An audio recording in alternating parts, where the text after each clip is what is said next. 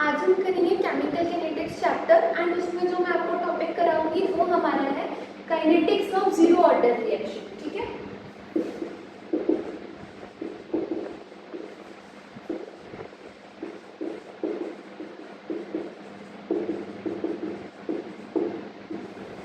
अब जो हमारी टॉपिक है kinetics of zero order reaction, इसके अंदर हमें 5 चीजें देखनी है। पहली चीज हमारी कौन सी है? पहला हम देखेंगे integrated rate law expression, then हम देखेंगे relation of rate constant with concentration of reactants, फिर हम देखेंगे कुछ ग्राफ्स, फिर हम जैसे हमने पहले देखा कि हम रेट कांस्टेंट को रिएक्टेंट्स के साथ रिलेट कर रहे थे, ऐसे ही हम रेट कांस्टेंट को किसके साथ करेंगे? प्रोडक्ट के साथ रिलेट करेंगे, जो कि हमारा हो जाएगा 4th टॉपिक। और उसके बाद लास्ट टॉपिक हमारा हो जाएगा हाफ लाइफ। ठीक है, हाफ लाइफ इसमें से सबसे इंपॉर्टेंट है बिकॉज न्यूमेरिकल्स वगैरह में ये वाला जो फॉर्मूला है सबसे ज़्यादा यूज होगा। ठीक है, तो सबसे पहले हम चलते हैं पहला, विच इज इंटीग्रेटेड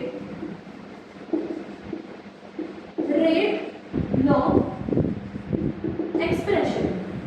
ठीक है, अब इंटीग्रेटेड रेट लॉ एक्सप्रेशन क्या हमको कहते हैं? पहले तो मैं एक नॉर्मल सी रिएक्शन लिख रही हूँ ए से लेकर पी तक। ए हमारा क्या है जो रिएक्टेंट, पी मेरा क्या हो गया? प्रोडक्ट हो गया। ठीक है, चलो अब तुमको पता है कि जो जीरो ऑर्डर का रेट आता है वो रेट कांस्टेंट के बराबर आता है। ठीक है, ऐसा होता क्यों? मैं आपको जस्ट बता देती हूँ, वैसे तो ये अलग ही टॉपिक है।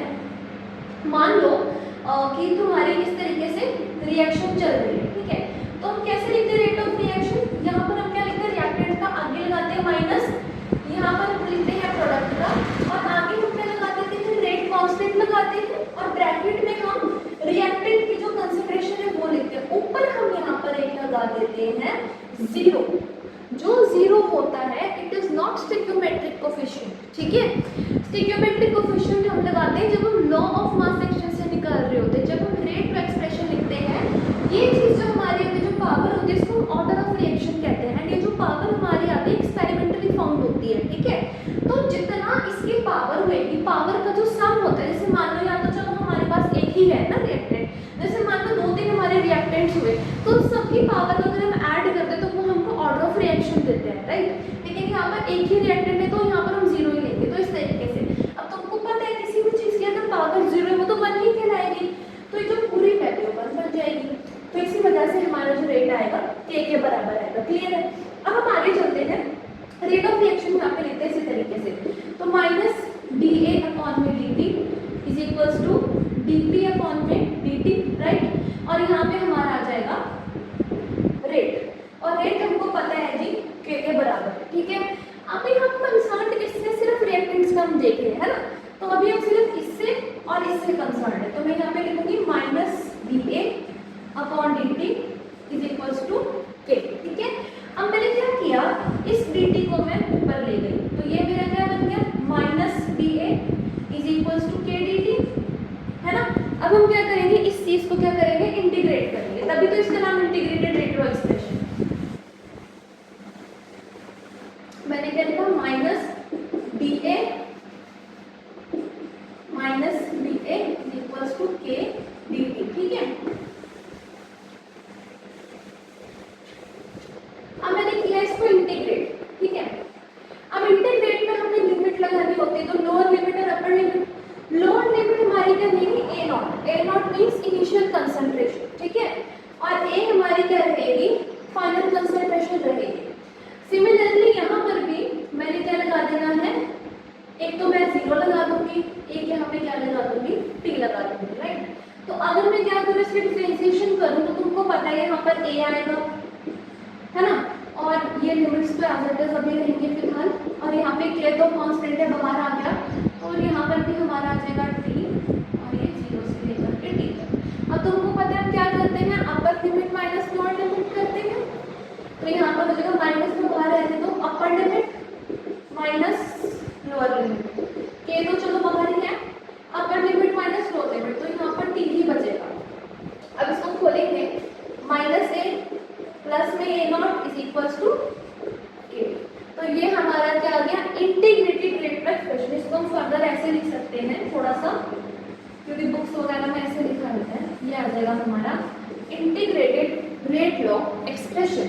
तो इसकी जो आपको डेरिवेशन है पेपरों में ज़रूर आएंगे, ठीक है, एंड एनसीईआरटी में भी मेंशन है, तो डेरिवेशन आप एग्जाम के लिए पढ़ते जाना, ठीक है, इट इज़ वेरी इंपॉर्टेंट। और ये रिजल्ट आपको याद रखना ही रखना है, इसके बेसिस पे हमारे सारे ग्राफ बनेंगे, न्यूमेरिकल सॉल्व होंगे, एवरीथिंग, ठीक है। Now we next move on to our second topic, ठीक है। सेकंड टॉपिक है हमारा relation of rate constant with the concentration of reactant. इसका मैं यहाँ पे रेट लॉ लिख देती हूँ, A0 minus A is equals to K, because ये इंपॉर्टेंट है, बाकी सारी हमारी चीजें इसी की बेसिस पे लिखेंगे, ठीक है। सेकंड टॉपिक मैंने लिख दिया relation of rate constant with concentration of reactants. अब ये चीज बहुत इजी है, पहले मैंने यहाँ पे रेट लॉ एक्सप्रेशन लिखा, क्लियर हो गया। हमको क्या करना है यार, इस K को कंसंट्रेशन ऑफ रिएक्टेंट से रिलेट करना है, तो हम जस्ट क्या करेंगे, A0 minus A divided by T is equals to K।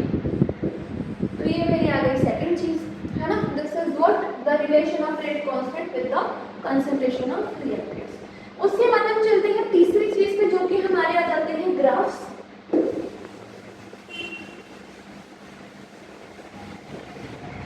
तो थर्ड चीज आ जाती है ग्राफ। तो पहला ग्राफ हम किसके साथ बनाएंगे, ए वर्सेस टाइम के साथ, ठीक है। तो ये हम पहले, तो मैं रेट लॉ एक्सप्रेशन लिख देती हूँ, A0 minus A is equals to K2, है ना। अब जो हमारी इक्वेशन होती है y is equals to mx plus c होती है, कोई भी ग्राफ बनाने के लिए, स्ट्रेट लाइन ग्राफ बनाने के लिए इक्वेशन होती है। y का मतलब कि y एक्सिस पे क्या पड़ा हुआ है, ठीक है। m का मतलब होता है स्लोप, x मींस कि x एक्सिस पे क्या पड़ा हुआ है, ठीक है, और c हमारा होता है y intercept. y intercept means कि ये जो चीज c की जगह पड़ी होगी वो हमारी y एक्सिस को कहां पर काट रही है, वो चीज होती है, ठीक है। अब बस इसी इक्वेशन को हमें इस तरीके से अरेंज करना है। तो यार हम a x, देखो ये चीज हमारी y एक्सिस पे होनी चाहिए, हमारी x एक्सिस पे होनी चाहिए, है ना। तो उस तरीके से हम थोड़ा सा इसको अरेंज करके लिखते हैं। तो हम इसको कैसे लिख सकते हैं कि मैं क्या करूंगी, a को इधर ले गई और kt को इधर ले, तो क्या बनेगा, A0 minus kt is equals to a। अब इसको लिखेंगे a इज इक्वल्स टू, मतलब उल्टा कर दिया, ये इस साइड कर दिया, इस साइड कर दिया, ठीक है, माइनस kt प्लस में A0। आ गई हमारी इक्वेशन। रेट लॉ एक्सप्रेशन में y is equals to mx c के फॉर्म में लिख दिया, यहाँ पर बनाया दिया था, ठीक है। y की जगह पे क्या पड़ा होना चाहिए, a लिख दिया, फिर नीचे हमारा क्या चला जाएगा t। और स्लोप देखो, यहाँ पे स्लोप की वैल्यू आ रही है माइनस k, तो माइनस में जा रहा है, इस नीचे आएगा, ठीक है। तो हम क्या लिख सकते हैं, जो हमारा स्लोप है वो है हमारा माइनस k, ठीक है। और उसके बाद मैंने क्या बताया था, y इंटरसेप्ट, ये मींस y पे कहाँ काट रहा है, ये कहाँ पे y इसको इधर काट रहा है,